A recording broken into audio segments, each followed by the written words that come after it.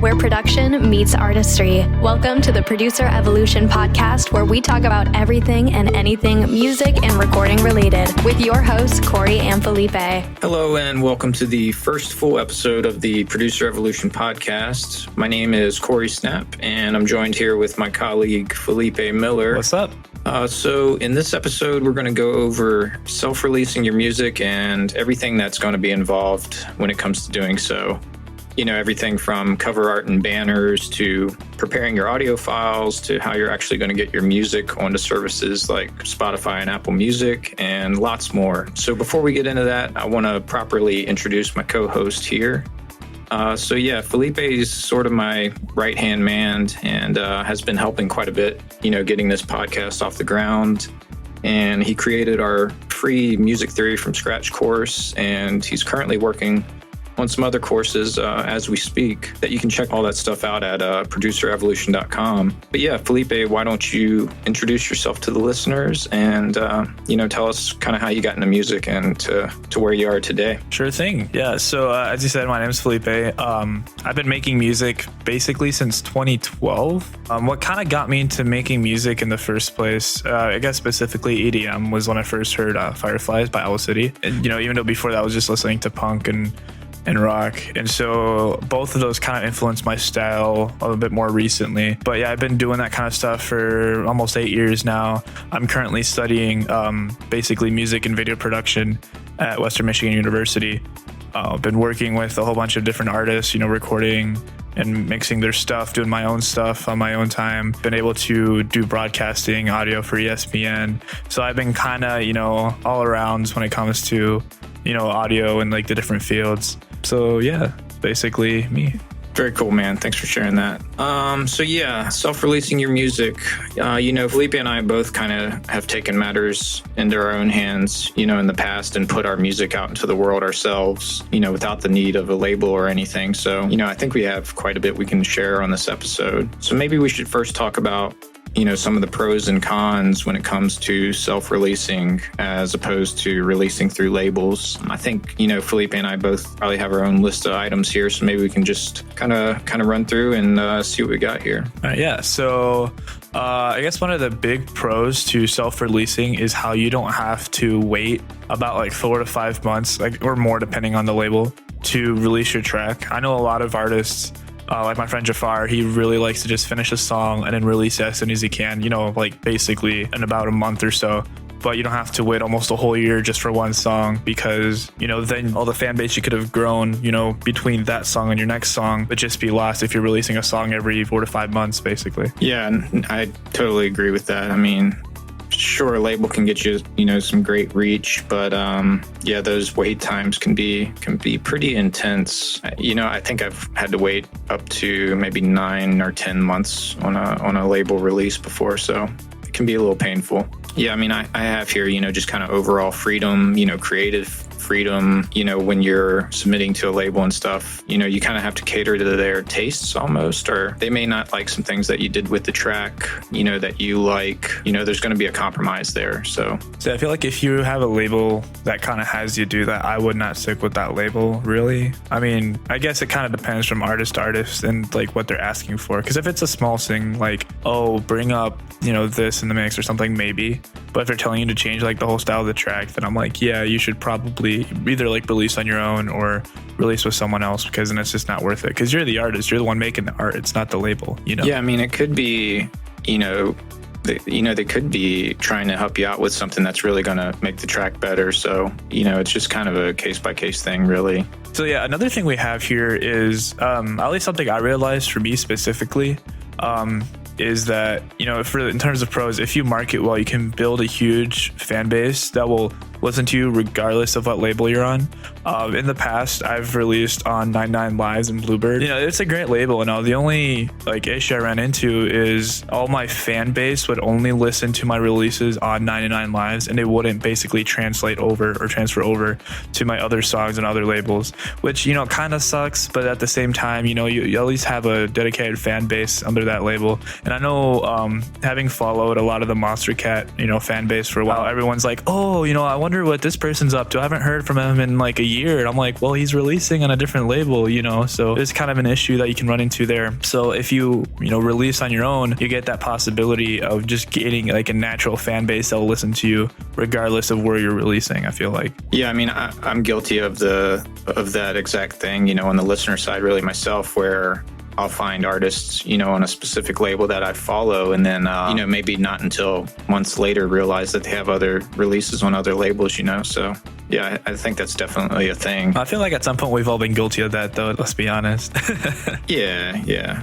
Just something to be aware of. But yeah, so my next thing I have here is, one of the pros for self-releasing is that you own all of the rights and you don't have to share the earnings with the label. A lot of times it's like a 50-50 split. If you want to pursue opportunities, you don't have to get the input of a label. If you want to go and try to find a sync licensing company or something to license your music to like film or video games or something, you can just pursue all those opportunities on your own without any approval. You know what I mean? Yeah, actually adding to that, legally, I can't say who, but when I released with a label once and I was reading through the contract, they kind of, they said the split, which was kind of big. And then they're saying, if you want to perform your own music, you have to run it by us first. And like, they'd have to approve like the venue and the set list. I'm like, wow, that's kind of controlling their, obviously I'm not going to say who it is, but that kind of happens when you have like labels that big, which I mean, in a way it kind of makes sense because they didn't want to make sure that your music isn't associated with something they don't want to be a part of.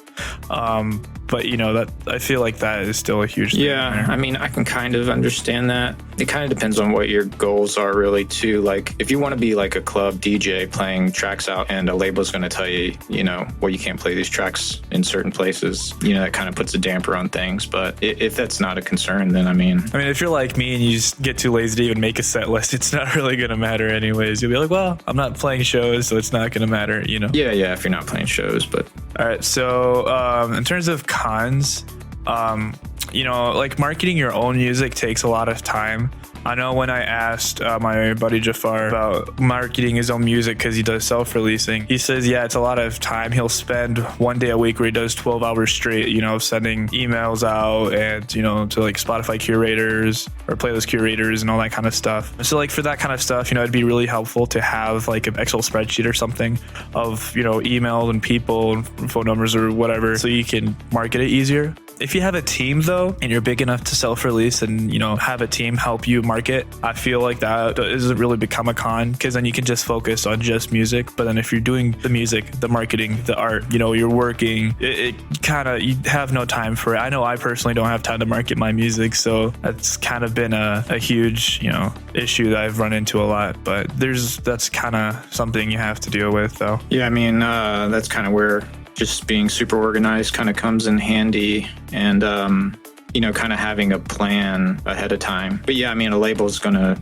they're going to handle like the cover art and I mean, a lot of the marketing efforts, you could say that still, even with, signing tracks to labels that you're going to have to put in some work, on the marketing and stuff. But yeah, they can definitely help on a lot of the stuff, like you're saying, like cover art and marketing and all that. So, all right. So, yeah, something I have up here for a con, is that labels can be a quality filter, especially in the earlier days of your music production. You may think that your music is the bee's knees or whatever, but it could be that your ear is just untrained to the point where, you're not realizing some of the mistakes that you're making that's keeping you from getting your track signed. So in the past, I've always kind of taken a hybrid approach where, I'll sign some tracks to labels, but then, other stuff that I feel it's good, but that labels just aren't really, biting on, I'll just self-release them. So, that's a potential approach you could take. See, I feel like a way around that too is if you don't want to use like, labels as a quality filter, but you still want to improve your mixes, is to have a group of people who are really good, are pretty successful, and you can just ask them for feedback. I know with my mentor, I would like send him my music and then he'll tell me, because he has a better ear than I do, and he'll be like, oh, you got to add more little mids, you should probably switch this vocal part up for different melodies so it's more catchy, that kind of stuff with that, so that way I can still self-release like quality music, because I feel like, if you self-release, you don't have to sacrifice the quality of your tracks. If you can make a really good track you can self-release it and you can get far. I know some people who actually self-released with crappier tracks, and they get a lot of traction just because, maybe the melody's good. Yeah, definitely. Yeah, I mean, I think having other producers, as friends who are, doing really well, and having kind of a few people to just kind of spot check, the stuff you have. I have a few people that I send my stuff to, and, they'll call out things that just need to be tweaked and whatnot. And that's definitely helpful, especially when you're holed up in the studio for 12 hours, ear fatigue and whatnot is definitely a thing. So always good to get some outside critical feedback, somebody that's not going to sugarcoat things for you and actually, give you constructive criticism and, try to help you improve. So, or even if you have the time, just set it aside for a week and then come back to it. I know I actually did that recently with one of my tracks, and I left it alone for a week, and I came back. I'm like, oh, there's too much high end, the drums kind of sound weird. And then I left it again for another week, and I came back, and I'm like, okay, that actually sounds really good. So then that's ready for release. Yeah, for sure. I like to do the same thing. So another con I have on my list is depending on what you're doing, it could cost you money. And also that kind of depends on the label you're on or you're not on. So some labels will give you upfront just money to, go into the studio, record the song, or they'll handle the licensing costs and stuff. If you're doing more acoustic-esque music, stuff you got to record on your own, or even just vocals, and you have to go into an actual professional studio and get that mixed, that's going to cost you money rather than the label. So if you self-release, then you're going to have to, deal with those costs. If you save up for it, and by all means, or if you make enough from the music, great, you can actually just go do that.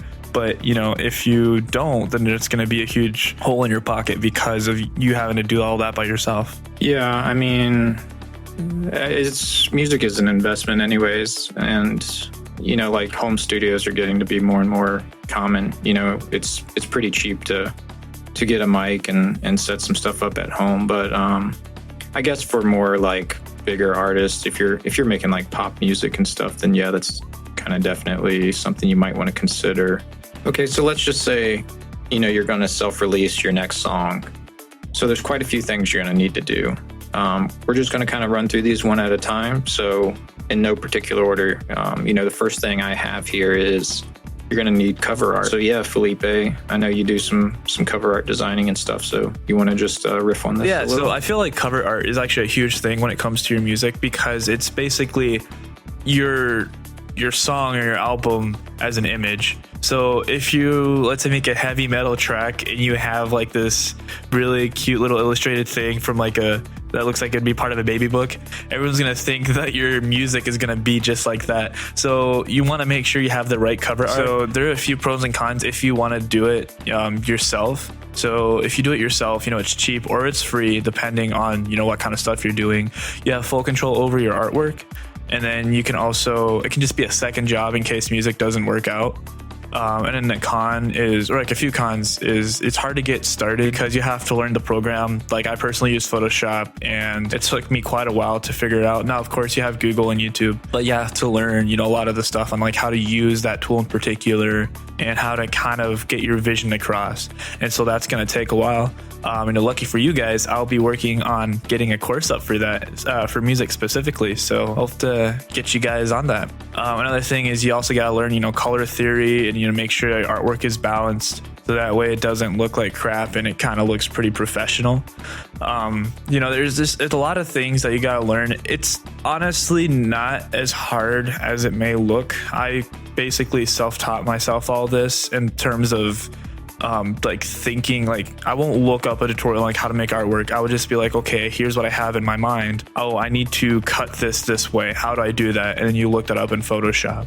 But if you look at enough artwork and you can compare it to what you're doing, you'll be okay, so that's kind of what I want to go for. Oh, okay, so it's kind of balanced here. The colors, they kind of have this similar tone. So, there's that. What I typically try and do for if I'm making artwork for either my own songs or for someone else is I'll listen to the song on repeat, or the album, depending on what it is. And then I'll kind of get a vibe. First, I go for colors. And then from there, I'll basically be okay, this is kind of what I'm imagining. And then kind of get that image in there. whether it be through something like Unsplash and whatnot. And I'll go to that here in a sec, and then get those colors all figured out. And then of course I'll send it to the artist and have it come back, and then make sure the font's all right. And then, you know, that's how you end up getting a good artwork that fits with the vibe of your track or your album. So yeah, so if you're looking for a background for, you know, your artwork, then you want to make sure it's royalty free or you have the rights to it. I know a lot of good places to find artwork or like just background images is Adobe Stock, which isn't free, but you get really good quality stuff. And then Unsplash, which is free, and they have actually a lot of really good quality stuff. I've been using that for like the past few months, and it's been honestly phenomenal. And then you, as I said before, you want to make sure you learn the program that you're using.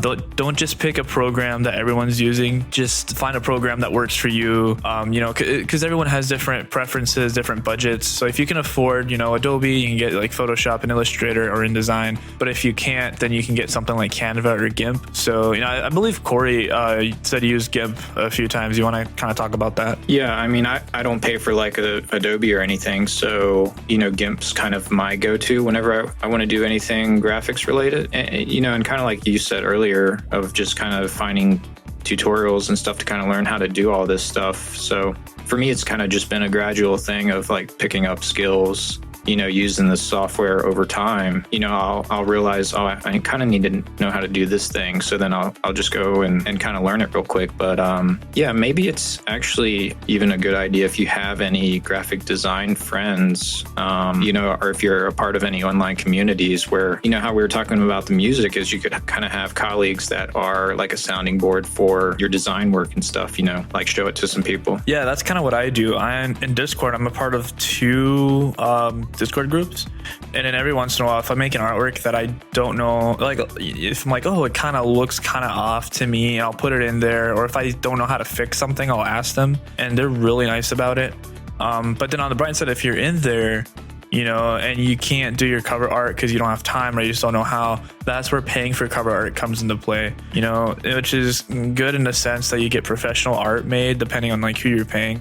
And it's also custom made still. You're not paying someone who just grabs something off the press that he's using for everyone.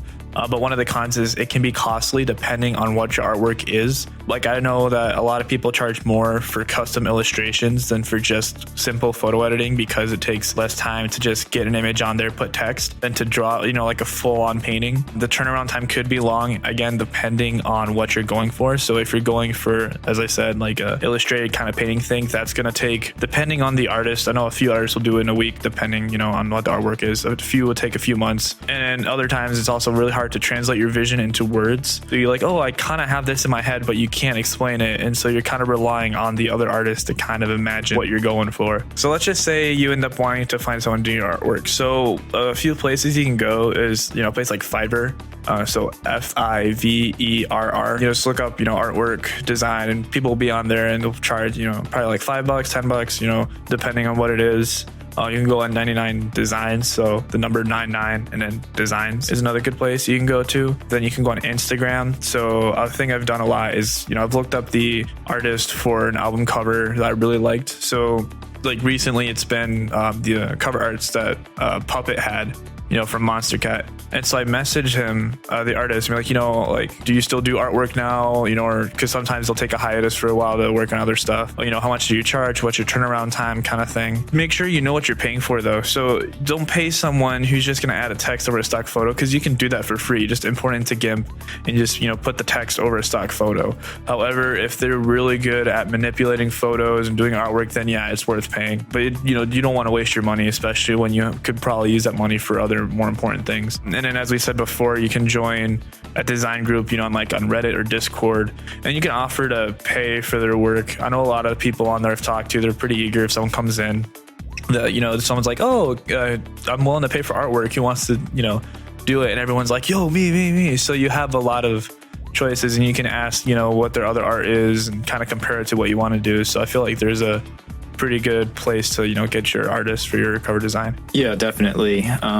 You know, we're naming off a lot of different resources and stuff here. I just want to let the listeners know that, like, for every episode, if you go to, like, for instance, for this one, if you go to producerevolution.com/001, we're going to list out all these resources for you guys. So, you know, you don't have to remember all this or write all this down. You know, you can kind of just go after the fact and look all this stuff up. I have one more as far as like if you're looking for, you know, to find a designer. There's a website called behance.net. So behance.net, and they have some really talented, you know, like graphic designers and artists and stuff on there. And you can make an account and just kind of search around, and you can message people, you know, on the platform. And, you know, same like Felipe was talking about, where you just kind of reach out and ask, you know, what they would charge for what you're looking for and so on. So yeah, as far as like having something custom, you know, we talked about getting images from Unsplash and different places, but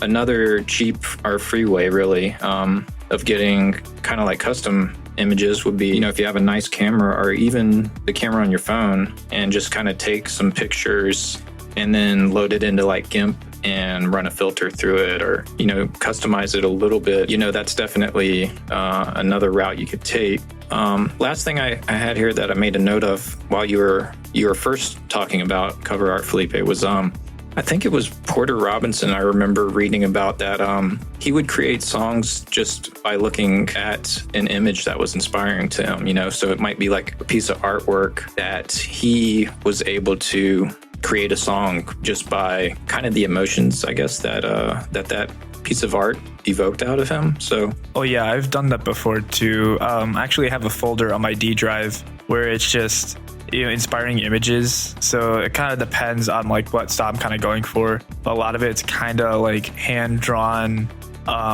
like almost like vintage robotic stuff, and then other stuff is kind of like really nice modern futuristic paintings with like a really nice sky or something like that. And just looking at it, you kind of get these vibes that you're like, oh, I kind of want to put that into a track. So, you know, I kind of relate with him on that level there. Yeah, that's a cool idea. So I guess last couple of things on cover art, you're going to want obviously a square image, 1:1 aspect ratio. So I don't know what the exact recommended size is on some of these platforms, Felipe. I'm guessing it's like 3,000 by 3,000. It kind of depends. I know some are pretty specific, and it's usually smaller. If I'm not mistaken, I think RootNote was like 1,500 by 1,500. But just to play it safe though, I've always done my cover arts in either like 3,000 by 3,000 or higher. So sometimes even 5,000 by 5,000. It kind of depends too on the image you're using. You don't want to use an image that's too small and upscale it, because then it'll look really pixelated and really low quality. However, if you have an image that's bigger than what your album cover is, you can bring it down and it'll actually look sharper. And another cool thing about having it, you know, in 3,000 by 3,000 or 5,000 by 5,000 pixels is you can downscale it to whatever size and it will still look really nice and sharp, but it won't pixelate. As if you're going, let's say you did an artwork that's 500 by 500 and you need to bring it up to 5,000 by 5,000. Well, it's going to look horrible, you know, because you got to take all those pixels and bring it up. There's a nice little benefit of doing it, you know, so big. Yeah, you can always scale down. All right, so yeah, aside from the square cover art, you know, you're probably going to also want banners for like SoundCloud and Facebook and Twitter. You know, those recommended sizes, you can just kind of Google, you know, like Facebook banner size, because it changes. It's, you know, I remember it changed like within the past couple of years. So just kind of see what the current recommended size is, you know, for those banners. I know online they have a lot of templates that you can use too. Typically what I'll do is I'll use those templates, but then I'll double the size, because even if you make it, you know, let's say Facebook's is, I don't know, 3150 by, let's say 250, I don't know. If you do it that size, it might just look really bad on there, even though it looks really good, you know, in your program. So I'll double that size, so that way Facebook or Twitter or whoever will shrink it down, and then that way it looks a lot better, you know, so it doesn't look like it's been upscaled and it's kind of low quality. It makes it look more professional that way. Okay, so next up, you know, you're going to need to get your music out on all the major platforms like Spotify, Apple Music, Amazon Music, and, you know, there's a whole bunch of them. So in order to do this, you'll need to utilize what's called a digital distributor, or sometimes you'll hear them referred to as a digital aggregator. Now, Felipe, I know there's tons of these out there, but you want to maybe go over just the top few standouts that you would recommend. You know, maybe we can start with free ones and then we can move on to the paid ones after that. Sure thing. Yeah. So the first one on my list is RootNote. I've used that for many years now. I think first time I used it was about 3 years after I started producing. It's really nice. It's, completely free. They keep a 15% commission, so that way they can help, pay for getting all the, music everywhere it needs to go and help pay the employees to run the website and stuff like that. But they have a cap. So if it was about $50, I think it was, until you can get your money back. So once you build up that $50, then you can get your money that you've made from all your streaming. The next one on our list is Amuse. So that one's absolutely free, and you could get a record deal that's about 50-50, so about industry standard. The thing is, though, it's new, so we don't kind of know right now how it's going to go down, how it's going to be going down the road. There's not really a website per se, like everything's basically done through the app, which is pretty different compared with what all the other distributors do. And they don't help collect some of the royalties like mechanical licensing, but it would be really nice alongside a PRO. So that way, something like BMI or ASCAP, so you can get those mechanical licenses from one part, and then you can get, that record deal and all that kind of stuff from Amuse. So that's pretty nice over there. Then we have AWA, which is from Cobalt. So it has a lot of pretty good analytics inside the app. Something a lot of distributors don't have, which I feel like is kind of a shame. Then it has playlist pluggers, which is pretty nice, because in that way you can get your songs onto sometimes even really big playlists without you having to do much work. A few others on our list kind of have that similar feature. Some of them, you have to pay, but at least it gives you that option instead of having, you go down on Facebook or Instagram, finding all the people who run those playlists and having to DM them and having to do all that kind of stuff. A few of the cons, though, is that, it's 15% commission, just like Root Note.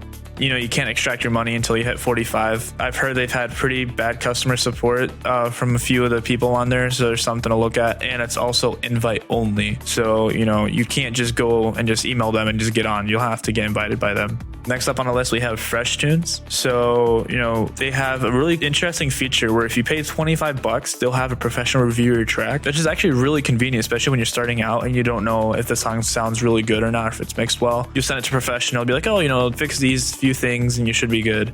And you keep 100% of the royalties, which is great. The only bad thing, or a few of the bad things, is the payments are kind of late.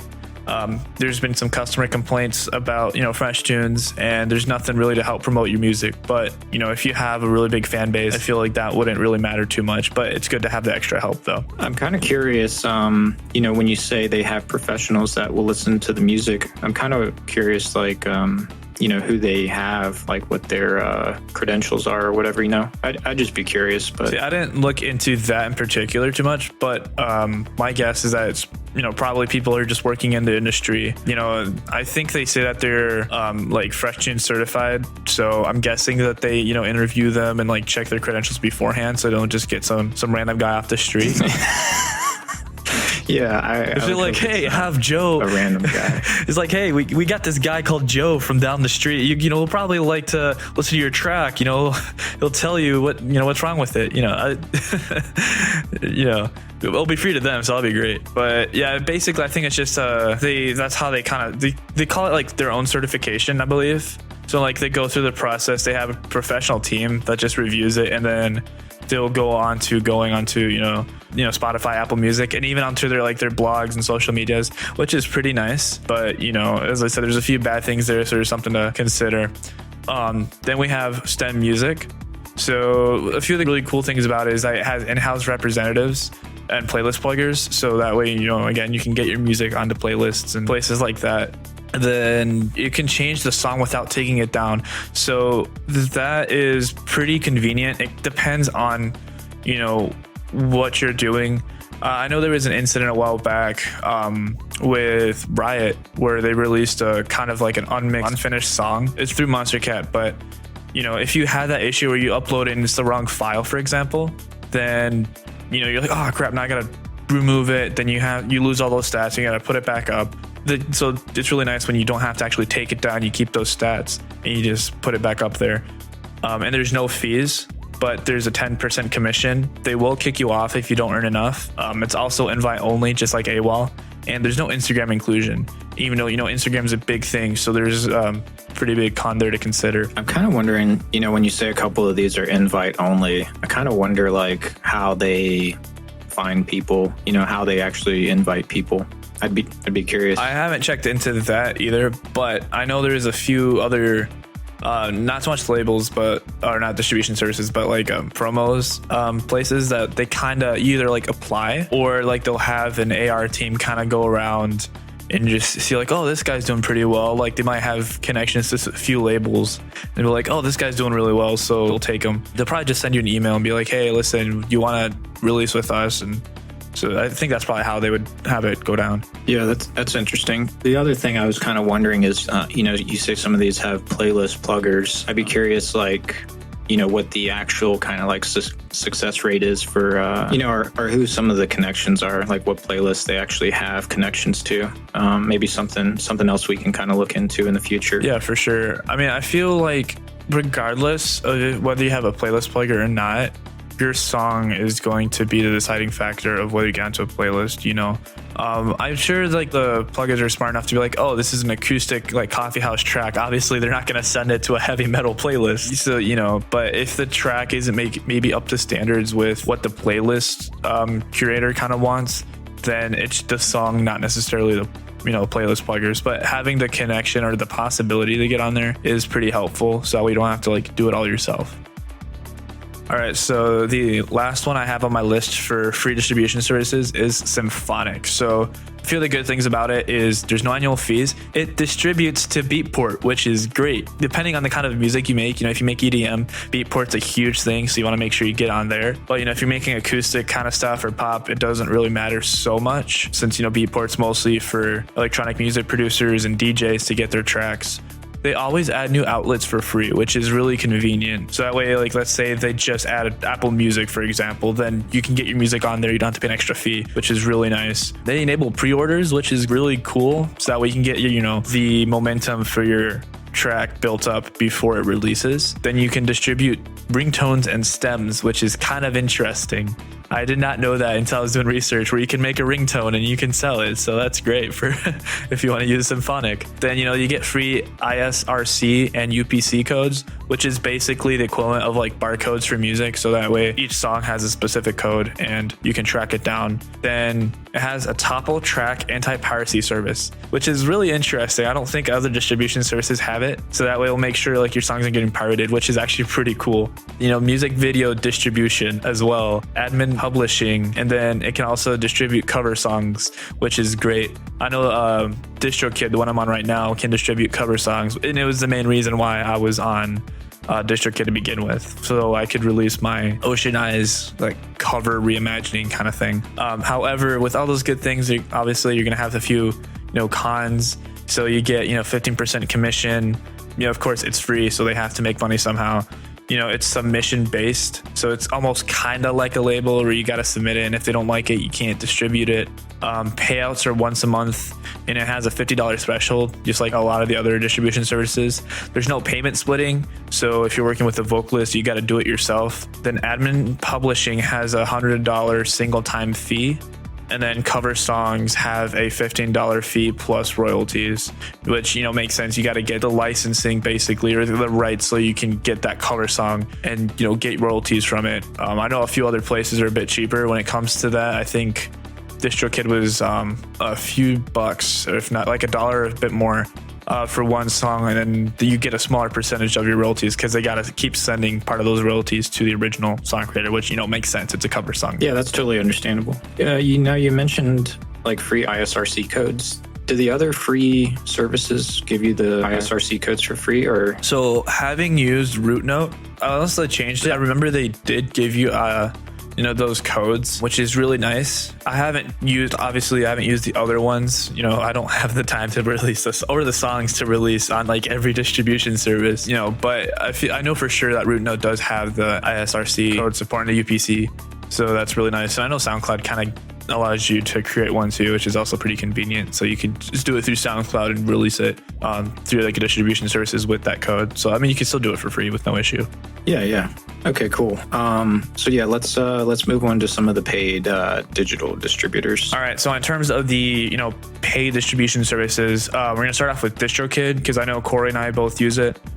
So a few of the good things is, you keep 100% of the revenue, obviously, because you're paying for it. You get unlimited songs for one price, which is great. So if you're always releasing a song every month, you pay the one fee, and then you just you can upload like 5-6 songs more like per week if you wanted to, if you have that much music. Yeah, it's like $20 a year if you're just doing singles, I think. And then if you want to do EPs, it's like $35 a year, I think. But yeah. So, after that, that gives you the option to do payment splitting, which is great. So that way you don't have to worry about having to distribute all the money everywhere. You just be like, oh, my vocalist gets such a percentage, I get such a percentage, and then they do it for you, which is great, especially if you have a lot of people work on the same track. So it keeps backups of songs, which I didn't know until recently, and it's actually really convenient. So if you're like me and your computer keeps crashing and you have to reformat your computer all the time, you get the backups, which is amazing. But obviously there's going to be some downsides to it, sadly. So it has really basic reports and analytics. I find myself having to use I actually don't even use DistroKid's analytics, to be honest. A lot of times I'll just go into like artists for Spotify or Apple Music's artist page and do it through there, because as I said, it's really basic. You want to look at a few other places to get all your data together. Then it's extra for Shazam, which is about $1 for a song every year, which kind of sucks. I know Rootnote does that for free. So and it's really huge, because if you're at a like a store or something, you hear a song, you get Shazam on, and they'll find your song a lot easier than any other way. So like that's a huge thing to have. But having them charge $1 for a song, there's that for a con there. Then things like cover albums could be really costly. I know a lot of people don't do it. I think I'm like one of the exceptions. You'd kind of try doing a cover album, because you have to pay per year for the license of each song. And so I know for the Ocean Eyes thing in particular would have cost me about $120 a year, I think, which is money I don't have. And, with how much I would get back, I would not really be able to keep having that on, Spotify and Apple Music and stuff. So yeah, another thing is, there's a lot of hidden fees aren't really talked about. So, as I said, like Shazam, you have to pay like about $1 for a song per year, and that's not really talked about inside the, the price that they give you. And then I think the biggest con of all, if you're always collaborating, is payment splitting requires everyone to have a paid account. So if I was doing the cover project, for example, still, I had a few different vocalists that are on the tracks. They would have to be paying, they'll probably end up paying the lowest amount you have to pay per year, for DistroKid, and just to get the royalties. So, if it's probably not worth it to them to have to pay money to get money. So, you have to make sure you keep that into consideration if you go down the DistroKid route. Just one little other thing I wanted to add for DistroKid is they will actually get your music onto Beatport. I did this, but the only problem is the label shows up as DistroKid, even though you can put, like a custom label name on DistroKid when you go to release your track or whatever. If you reach out to them, I think I just reached out over their Twitter support, and they told me to email them or something like that. But the track still showed up as DistroKid being the label. So even though they can get your music onto Beatport, it's just something to be aware of. See, my question to that is, how like Beatport has like the BPM and the key of the song? Do you have to tell DistroKid that when you want to send it to Beatport, or do they just automatically just like detect it? That's a good question. I want to say that you put the BPM in one of the fields, when you're, setting up your track in DistroKid to release it. I think there's a field for BPM, but I don't think there's a field for the key. But yeah, they could easily run it through like Mixed in Key does, or, something like that. See, because I was like, either they do it that way or they just do it through, the metadata if you have it on your song. So I feel like that was kind of convenient, because then like what key and what tempo the track's at. That's really nice. All right, so next up on our list is CD Baby. So one of the good things about it is there's no yearly fees. And a really cool thing is that they physically can distribute stuff like CDs and vinyls. Nowadays vinyls are starting to take off again. So if you want to get into that market, you got that right there for you. And it also collects extra money via Sound Exchange, which mostly applies in the US. Recently they just passed a new update to the bill where, Sound Exchange can help get you extra money from streaming services. So you can use that to your advantage and help get some extra cash in your pocket from that. However, a few of the bad sides is that there's a 9% commission fee. Then they charge for UPC codes. Don't know about ISRC codes, but they charge for UPC codes. There's a really high YouTube commission, which is about 30%. And there's also no marketing or playlist help. But if you have a team to help you with marketing, then that shouldn't be a big issue for you then. Then next up, we also have TuneCore. So, you get to keep 100% of your royalties as well as, DistroKid. They have TuneCore Publishing, which is their admin publishing company, which is really nice. They have, revenue and analytics reports that are pretty good for distribution services. And then they also offer advances too, which is something I haven't really seen a lot of other distribution services, offer, but it can be really convenient, especially if you have to, worry about like recording costs and stuff. However, a few of the cons to that is there's a yearly fee. It's really hard to release cover songs through them. It prevents you from working with, like a sync licensing agency. So that way, if you want to get your song onto, let's say, a video game, it's really hard if you're doing it through TuneCore. Then they charged for adding new outlets. So like, if they just add, let's say a store down in Asia or South America, then you got to pay to get your song onto that outlet.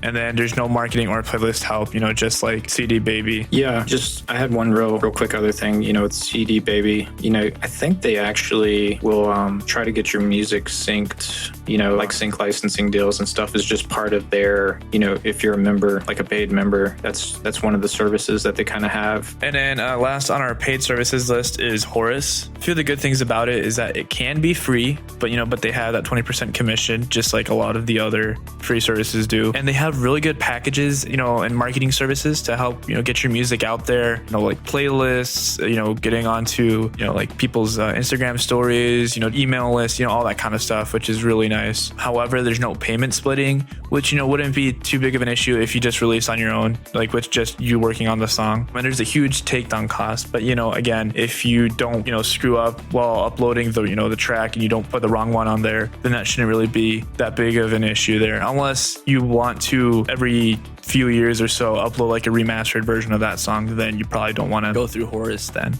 Yeah, I mean, there's definitely a few more paid services and stuff, but, those are kind of a few of the big ones. We'll leave some resources in the show notes for you guys. This is going to be a thing where you kind of just have to see what's important to you and kind of go through all the options and see what, the best fit is for you for distribution. Just one last little bit here. For me, I make dance music, that I plan to play in clubs and stuff. And so Beatport is kind of a big thing for me. And so I was looking at, we talked about Symphonic earlier. And then another thing I've been looking into is Label Works. That's Works like WORX, where you can kind of set up your own label and self-release that way. So, once I dive into that a bit more, we can probably do a future episode about that. But yeah, I just wanted to mention that super quick before we move on. Oh yeah, for sure. I feel like if, knowing about other ways to self-release is always really good for, getting your music out there and whatnot. But then let's say you don't want to self-release and you want to release with a label though. So a few things that you'd want to keep in mind is you can use a site like labelradar.com. From what I have understood, a lot of the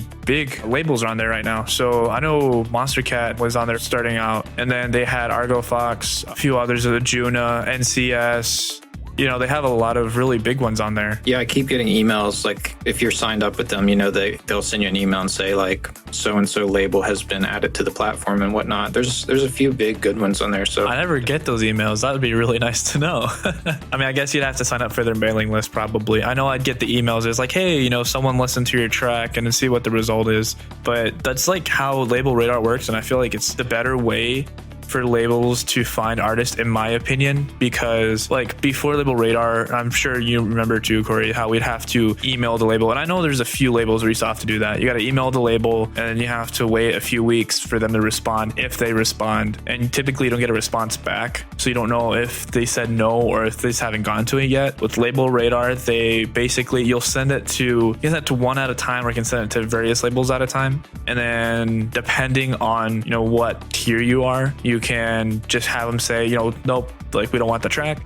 Or they can say, no, they don't want the track and why, like maybe the mix is bad, maybe it doesn't fit their style, which is really nice because that way it'll help you, develop as an artist. I have really wanted to try that, but I haven't gone around to doing it because I haven't had a lot of songs to release, but that's really worth looking into for sure. Yeah, I've been doing a couple submissions through Label Radar recently, and yeah, there are definitely still plenty of labels who operate under the email, like where they'll have like a demo at whatever, labelwebsite.com or whatever. I've actually kind of been lucky in a sense recently, I guess, where I've gotten responses back in like a day or two on a few of these. But yeah, I mean, some labels can take weeks or even up to a month to get back to you. And, you know, like Felipe said, sometimes if the music's not good, they're getting so many submissions that it's just impossible for them to take the time to write you back. So it's just, you know, you're going to release on labels. That's just one other thing you got to kind of think about. Plus, I know like with bigger labels, they don't really accept submissions in a way. Like they'll have like a representative that goes around looking for artists and then they'll sign the artist. And a few labels, I know Simplify started doing this recently because one of my roommates released 2 songs through Simplify, and now what they've done is that you can't like submit to them anymore, but they just accept music from the artists they have signed. So I know some labels will be doing that, which, you know, in some ways is really nice because then they have more resources to put towards the artists they already have. But just keep that in mind when submitting, that maybe not all labels are accepting demos at this time. All right, yeah. So when you you're getting your music ready to distribute and everything, you're going to need to prepare your audio files, right? So probably going to want to have it in at least WAV format, and then potentially in MP3 as well. You know, and definitely 320 kilobits per second. You know, with the MP3. Also, you're going to need to have all the metadata taken care of on that MP3 file, and a lot of the distribution companies have fields for the metadata, so they'll kind of handle that for you. But yeah, as far as the MP3 goes, you know, you're going to want to use you can either use iTunes or you can use a program like MP3 Tag, where it will let you edit that metadata. You know, so I talk about this actually in a future episode. I think it's episode number 3. But basically, like the cover art is metadata, the artist name, the song name, things like that. You know, just information encoded into the audio file. I know like FL is like, I don't know if Ableton does it, but I know FL specifically, you can do the metadata, and it would also serve as like the project like info too. So like when you go into the project info kind of stuff, you can put like the artist name, the BPM, the key. You can put like your email address in case they want to contact you. And then once you export the song, that's inside the metadata, which is pretty nice. That way it's all in one spot. So, you know, for me personally, when I work with other artists and, you know, even myself, a few things I always do is I will export the track in different files. So, you know, obviously MP3, 320 kilobytes per second. Waves, I will do 16, you know, bit for the bit depth, but 24 if it's going to be sent to a master. So that way it keeps more dynamic range. And then I'll also do a FLAC as well. So that way, you know, you have one that's not compressed at all. You know, it has a compression level, but that doesn't really affect the quality so much. You can go from 0 to 8, just changes the file size. And then the bit depth, so it can be like 16 or 24, which again, will have more or less dynamic range. And then even with that, you know, I'll do it with 44.1K for the sample rate. And just to be safe, I will export all the stems for all the tracks, both dry and with the effects. So that way you have a backup. And, you know, if a company asks for having, you know, like an instrumental version of the track, you can just give them the instrumental and just have the vocals out. So, you know, and you can back up everything in case, let's say in the future, OTT doesn't exist anymore. So then you can still have that track there and remix or remaster it any way you want to, which is really convenient to do. And I do it with clients and I do it with myself just to be sure. Because then in the future, if you're doing it at a professional level, you could charge, you know, a client if it's been like, let's say 20 years and like, hey, do you still have the stems for this? Yep, it'll be $20 because I got to go get it from, you know, this place and it takes a while. Yeah, stems are great to have. I mean, like you say, if you want to do, you know, get somebody to do a remix, or if you want to kind of rework your own track, or, you know, like a lot of times what I found is with these sync licensing companies, you know, they want the stems, you know, that way if they just want to use a couple of the different instruments and not the entire arrangement, you know, they can kind of pick and choose, you know, or they might want to blend from the vocal version to the instrumental version, for example, you know, kind of things like that. So yeah, stems are definitely something to just kind of knock out, you know, during the process when you're exporting all this audio. All right. So, you know, a big thing you got to do, you know, after you get your song, you know, whether it's being prepared to get distributed or it's already out there, is marketing, regardless of whether you're on a label or if you're self-releasing, because you want to get that fan base, you know, you want to get those people showing up to your shows. And so, you know, something I do a lot is I have a spreadsheet, and then I'll just keep, you know, it's 2 basically pages. One's for promo companies or promo channels and playlist curators, and other one's just for venues to perform at. Then one of the, you know, for the marketing for the playlist and stuff, basically it has the name of, you know, the channel or the person or the playlist, whatever it is. Then it has the genres they kind of accept or they release or, whatnot. And then an email. And then for the venues, it's like a phone number and an address. And so that way, what you can do is you can filter out through, all your emails, be like, okay, I have like a pop track or a future bass track or something. Then you just filter out. So you just have those channels that have that genre. And then you can, get each email, and then you can send each one an email and be like, hey, I have this track, and just hope you like it. It's getting released this day. And then just, send them out. It'll take you a while to do all those emails, but at least you'll have them all into one spot where you can just grab them instead of having to go on the internet and like spend 20 minutes just to find one person's email. You know what I mean?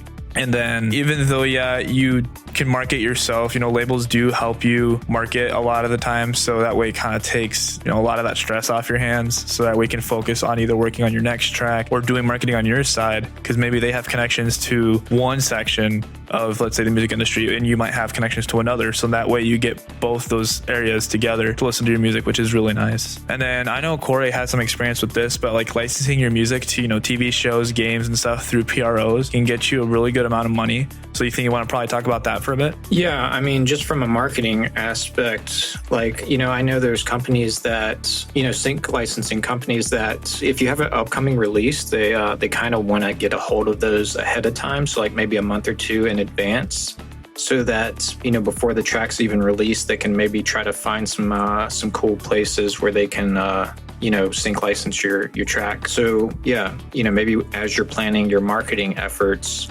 put that in the back of your mind of, maybe reach out to some of these companies that you have this upcoming track, Yeah, I know a friend of mine released a track alongside the release of a game, like an app for your phone, where his song was basically like the main soundtrack to the game, which is actually really cool because, they kind of marketed both together, and I feel like it worked pretty well. Another thing you can do for the marketing too is if you have just a group of friends, just go to like, your local Starbucks or coffee shop, all bring your laptops, and then, you can have one person, just do submissions to YouTube channels, and then another one can do playlists, and you can do, so that way you have basically 3 or 4 people working on, the same goal, but it's divided up into different tasks. So you can get a lot more done in less time. And you can just invite them to coffee or something. And that way you kind of all evens out if you want to try that route. Yeah. I mean, I think it would have to be kind of a reciprocal relationship there, right? Like if you have a tight knit group of friends and you're all helping each other out, I mean, I guess I could see that working. But if somebody's going to kind of take their time out of their day to help you out with something like that, hopefully you're doing the same for them. So another thing is to try and get onto playlists. I know Spotify, has their section when you upload a song at least a month in in advance. You can go onto artist.spotify.com. If you have an account there, you go onto your track and then you can submit to playlists. That'll help you get a lot of good traction. And in Apple Music, kind of a similar thing as well, where you get onto their playlist, or I know they have like their own like radio stations, so you can try and submitting to them. And if you release every month, that's going to be really good for getting you on, especially the Spotify playlist, because the algorithms will basically benefit you at that point because you're releasing so much and you're getting all that traction. And another thing too is to do Instagram ads, or Facebook ads. I personally prefer Instagram ads because they're cheaper, and I feel like a lot more people use Instagram more than Facebook. So, there's something to consider there. Of course, yeah, that would cost you money, but depending on how well it goes out, you can get that money back as a return or even more. So, in terms of like streams and people showing up to your show. So there's something to consider right there. Yeah. I mean, even if you just put like $1 a day, for a week or a couple weeks or something, it can definitely help give you a good boost on, people hearing your stuff. So, all right. And we also have, promo companies in case you just want to submit your song to them and then they worry about all the promotion. So you think you want to kind of give a stab at that, Corey? Yeah, just one other quick note. Another platform that you can check into is submithub.com. Where they have a bunch of different like blogs and playlists and even labels and stuff that you can submit to, when you have an upcoming release. They do have like premium credits that you can purchase. And the thing is, if like the label or whatever, or the blog like doesn't listen to the track, you get that credit back. So yeah, I would get the premium credits. Like I said, it's super cheap, and you can submit to a bunch of, those different blogs and playlists and whatnot. So just another channel, for you to get more exposure for your music.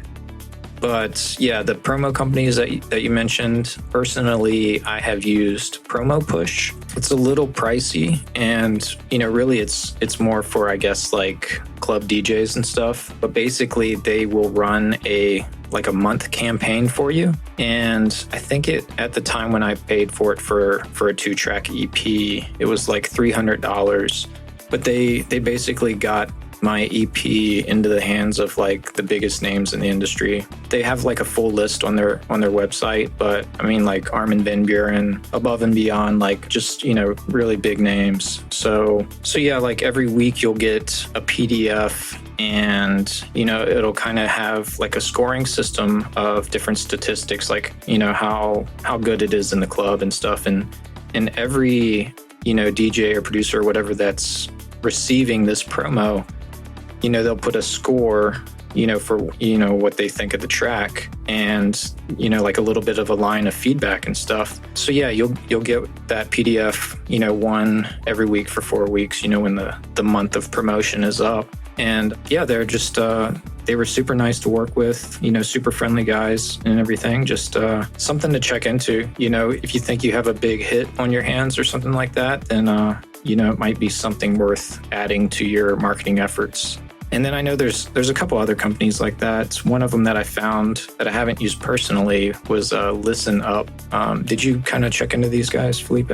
Yeah, so from what I could tell, it kind of seems like you have to be on one of the labels that they collaborate with, so you can get their promotion services. So if you're doing like self-releasing or you're not on one of those labels, then you can't use their services. But it's great for getting connections in the industry, though. I know a lot of big people, artists I personally follow are actually, they're on their website, for it's like, hey, we work with these guys and we work with these labels, So, if you're on that label or one of the labels are on that they collaborate with, is like, it's perfect to get that exposure you need, and all the connections too as well. Yeah. I wonder if, if it's possible to just kind of reach out to them as somebody starting their own thing, I mean, it's worth a shot, as long as you probably might not get a response back. You might say no, but I mean, at least you'd probably be a step closer than we were before. Yeah, I mean, that's like a promo push. I wasn't really sure either. And I reached out to them, and it definitely was a thing where they were like, well, can you send us the music first? As kind of a quality filter to make sure, that it was something that they were comfortable with sending to all these people. So and maybe Listen Up could probably do it too. I mean, yeah, of course, there's going to be a quality filter. They don't want to release, it's like the worst song ever in existence, and you'll have to like market it, because then it'll be really hard to market. It'll be, a waste of their efforts. Well, and it's their reputation on the line too, Exactly, yeah. Okay. Yeah, I think we can probably move on to the next item. What you got? All right, so then, staying organized is a pretty big thing, especially when you're releasing songs. What I like to do is I have a Google Calendar that's linked to all my devices, my computer, my phones, everything. So that way, if there's like, let's say I have a song coming out this Friday, then I'll know for sure, like what I also do is like on let's say like a Saturday, I'll put it in my calendar that from, let's say 10 a.m. to 2 p.m., I'm marketing my music and I'm working on sending emails out. Then, make sure that you follow that calendar, and that way you can get all your stuff done instead of having to be like, well, I feel like I'll do it today, and then you procrastinate and you do whatever else that's not working on that kind of stuff. Yeah, I mean, Google Calendar, Google Sheets, Google Docs, like all that stuff's free. Definitely a great resource for keeping yourself organized there. Oh yeah, for sure. Even as I said, just making sure you get your marketing done. Like if you do 30 minutes a day for marketing, that goes a long way. So you make sure you kind of have that in your calendar and you set time aside for that. And then, as I said kind of earlier, I personally have a Google spreadsheet, but you can do it on Excel spreadsheet, where it's all your, like your music costs, and just having all the people in the industry and venues just all in one place, so that way you don't have to scour the internet for all that kind of stuff. But especially with stuff like music costs, so that we can figure out if you're breaking even with music or not, or if you're find out how much you're making every year and be like, okay, I have this much I can set aside for music, and reinvest back into the studio, or get this new better guitar, better mic, that kind of stuff. Yeah, all that stuff's great. I mean, even like having a content calendar where if you do have an upcoming release, you might have on X day, I'll make an Instagram post, and on this other day I'll make a Facebook post, and so on, and just kind of plan all that stuff ahead of time really takes a lot of like mental load off, that you're not just scrambling like from day to day of what you're going to do. Of course, yeah, it helps keep everything organized, and that way you can focus on other stuff that's not just music. Yeah, for sure.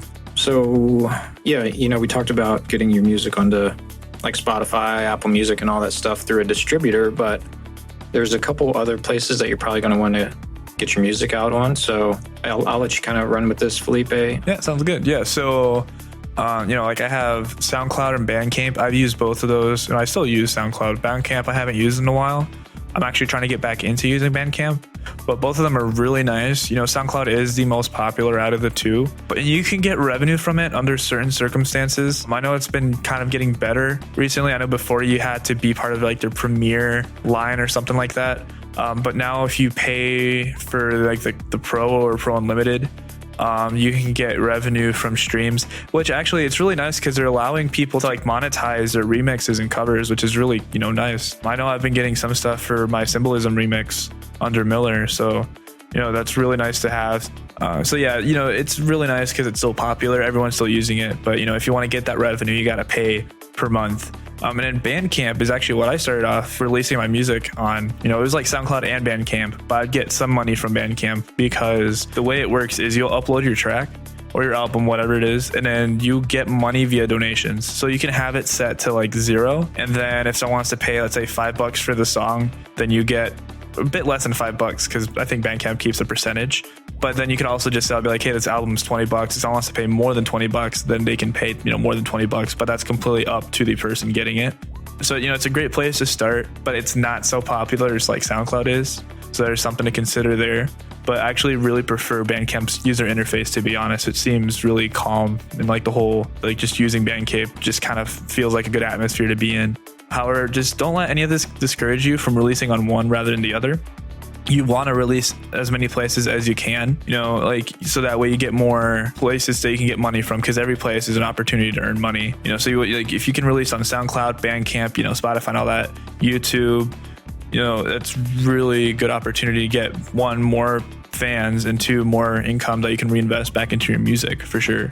Yeah, I guess like with YouTube, there's a few different ways you could kind of approach it, right? You see these like music visualizers where, it's like kind of a visualizer thing that's kind of animated. So it's not just a still image. So yeah, you could upload your music with the still image, or you could, either create one of those visualizers yourself, or you could, pay somebody probably a pretty small fee to create one for you. Or, if you want to even go all out and do like a music video or something, that's definitely a route you could take as well. Yeah, I know a few DAWs. I know FL Studio in particular has a plugin where you basically creates a visualizer for you, and then you can export that as an MP4, which is really convenient because if you already have the DAW, then you don't have to pay for someone to do it. I know that there's like a few websites or a few applications that will do it for you for free if you don't want to have to like pay for After Effects and learn how to do everything.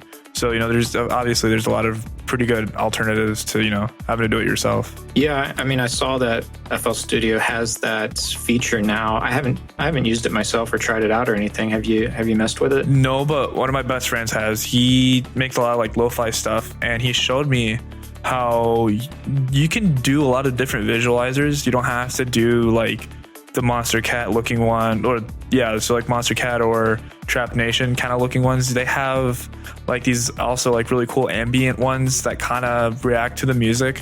Like, not sure if you remember old Windows Vista, how like you'd play a song and it'd have like this really cool ambient visualizer kind of thing that reacts to the music. You can do stuff kind of like that. So you can do a lot of really cool stuff if you have FL. It comes for free. So there you go. I think I've tried to remove anything related to Windows Vista from my memory, but that's cool. Well, hey, it's what I grew up on, so there you go. So yeah, and then so finally, regardless of whether you're releasing with a label or if you're self-releasing, it's very important to plan at least a month in advance. That way you get time, as we said earlier, to submit to Spotify playlists. That way they have time to listen to it and whatnot, and it gives you a lot of time to market. Because if you spend 30 minutes a day just marketing your music for a whole month, That's a lot of time that you can spend sending emails out, making sure everyone listens to it. I know Johnny is a huge advocate of it, and by Johnny I mean Jafar, who we have a podcast episode where we interview him. He's a huge advocate for planning a month in advance, because then you can do your own little marketing campaign, do pre-orders through, you can share it on Instagram, Facebook, Twitter, and start building this huge hype behind it. And then once it releases, you have a lot of people who are like, oh yeah, I forgot this song's coming out. And then you start listening to it. You don't want to plan too much in advance though, because then you can lose the hype. And then if you plan too little in advance, like within a week, then you don't get that hype. I know in particular, not sure if any of you guys have heard Potions by Said the Sky and Slander. It's a really good track. They were, promoting it for quite a while. I think it was like a few months before it was released. They got it really hyped off, for like the first few months. And then after a while, like the hype kind of died down because it took them a while to release it. I can't, say specifically why, but you don't want to run into the issue where after a while you kind of lose that hype, that from the song you're trying to release. But if you release your song out of nowhere, that gives you no time to market your song at all. So you want to find a good balance. I know a lot of people say like a month at least in advance is perfect. Yeah, I would say a month. And even like, I know, with like DistroKid, if you're releasing through them, for example, they can normally get your music into stores like within the next day or two. But if you want to like be sure that they're going to get it onto every single platform on a specific date, I think they kind of have it in there, like give them a month in advance. So I think it's pretty good practice, overall. I remember back when I used to release through RootNote without planning a month in advance, it would kind of randomly release on separate stores. It'd be kind of funny because I wouldn't have a release date and be like, oh, it's on Spotify now. Oh, it's on Amazon, but it's on Apple Music. And you're just like, oh, okay. So you kind of just wait. But yeah, as you said, if you plan it at least like a month in advance, you can get every store, uploaded at once, which is really nice.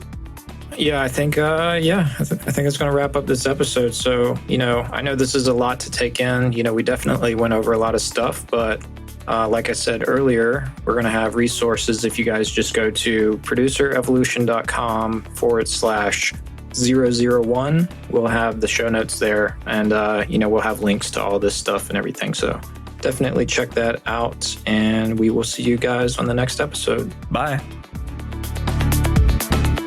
Don't forget to check out Producer Evolution on Facebook and Instagram, and at Producer Evo on Twitter. You can find the show notes for this and our other episodes, as well as our courses on producerevolution.com. See you next time.